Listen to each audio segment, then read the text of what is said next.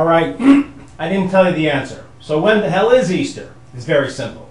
It is the first Sunday after the first full moon after the vernal equinox. In other words, the first day of spring.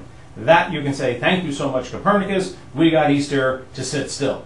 And this year, it's the first Sunday after the first full moon after the first day of spring is way toward the end of April, which is pretty crazy. Sometimes it's really early, and that's why it moves around. But it's always the first Sunday after the first full moon after the vernal equinox. And with that, let's look at the idea of axioms. The axiom is the truth that you recognize absolutely, but there's really no clear evidence for it. It's called a self-evident truth, an axiom. And that's one of the things that Copernicus used, was the axiomatic truths that are essential to mathematics. All right, so now we've got Copernicus. Let's move to some other interesting people who are going to use this new mathematical science in some very different ways. There's a fellow by the name of Machiavelli.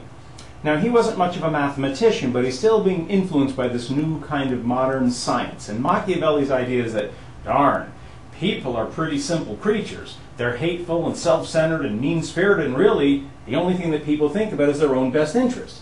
So if we recognize that as the essential component of all human beings, like an axiom, we can then say the best way to maintain control over a city-state is to manipulate the people. So this is the beginning of political science. It's somewhat different than anything we've ever seen before. And again, it's called political science. Machiavelli invents political science. He's going to do a science. And the science of politics for Machiavelli pretty much revolves around this one question. He says, if you're the prince, you've taken over princedom or you've inherited a princedom, what would you rather? Would you rather be loved or would you rather be feared? Now, thinking about that clearly, the answer is as clear as can be. Love is fickle. You know, I love my girlfriend, I don't love my girlfriend. I love my boyfriend, I don't love my boyfriend. I used to love him, but then he said something bad, I don't love him anymore. All that, love is very fickle. But fear, now that doesn't change. And so Machiavelli says it's best for a prince to be both loved and feared, but if you have to choose, fear is best. Because after all, fear is a real motivator. That sounds familiar. Machiavelli also said as soon as you get into power, kill off all of the opponents immediately, but don't take apart their government.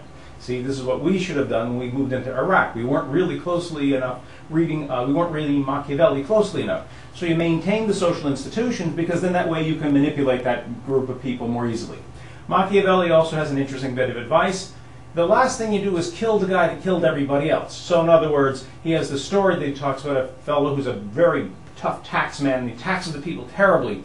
And finally, the Duke says, oh, we're going to have to do something about this. He's done exactly what we asked him to do. He's incredibly good at raising these tremendous funds. But how can we straighten this out? Well, one day all the people find his body cut into pieces, into two with a knife next to him. They all say, oh my gosh, the prince is so wonderful. He understands how we've been betrayed, and he's now supporting us. Not at all. The prince put the guy up to do the taxation, and then cut him in half to make the point. So that's Machiavelli. The next person we're going to look at is a guy by the name of Hobbes. And Thomas Hobbes is an interesting character in himself because he comes after Machiavelli, but Hobbes is a real mathematician. And Hobbes is one of the scientists, but he's called an empirical scientist, and he follows another fellow by the name of Francis Bacon, who actually invents empirical science, the idea that you can observe the world, and by looking at things in the world, you can deduce certain structures. So Thomas Hobbes is another politician. And he likes some of the things that Machiavelli says, and he likes the things that Francis Bacon says, but in the end what Hobbes says is human beings are driven by exactly two drives, and he calls it the twofold endeavor. Thomas Hobbes, twofold endeavor. What is Thomas Hobbes? Twofold endeavor. And what is the twofold endeavor? People are driven by appetite and aversion. That's it. The only thing we want are things that we can eat, and the only things we hate are things that might eat us. The end of it.